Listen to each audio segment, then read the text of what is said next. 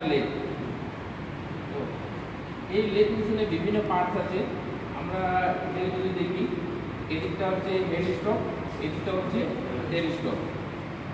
ফ্রন্টে যদি রাখি, এদিকটা বাঁ দিকে হচ্ছে হেড স্টক, ডান দিকে হচ্ছে টেল স্টক। যে হেড স্টক আছে এটাকে বলা হয় লাইভ সেন্টার, আর ডান দিকে আছে সেটা হচ্ছে ডেড সেন্টার।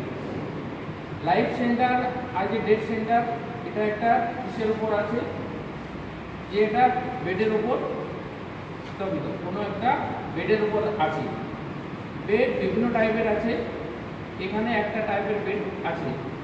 এরপরে বাঁ দিকে আছে এই যেখানে বক্স টাইপ দেখাচ্ছে, এখানে কি আছে, এখানে অল গিয়ার ফাংশন আছে।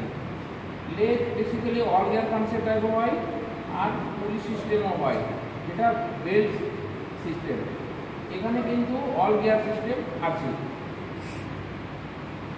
এদিকটা বলা হয় হেড স্টক, আর ডান দিকে হচ্ছে টেল স্টক। হেড স্টকের মধ্যে কি আছে, আছে চার্জ, এর মধ্যে গিয়ার মেকানিজম, এর মধ্যে আছে ব্যাক গিয়ার মেকানিজম, যেটা বুট গিয়ার লাগানো আছে।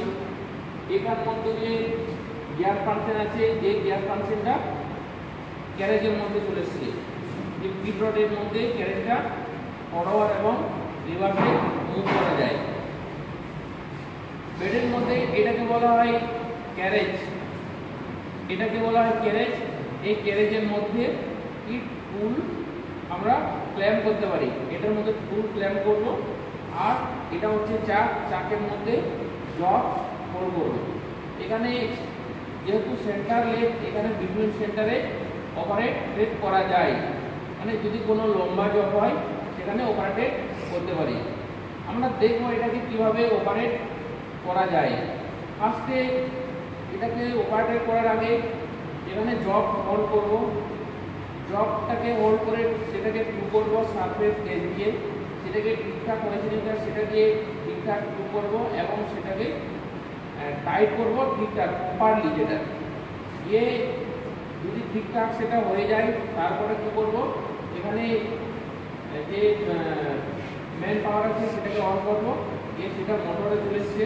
মোটর থেকে এখানে আমাদের অন অফ সুইচ আছে, সেটাকে অন করবো। এটাকে একটু অন করে দেখাচ্ছি, এটা হচ্ছে ফরওয়ার্ড মুভমেন্ট।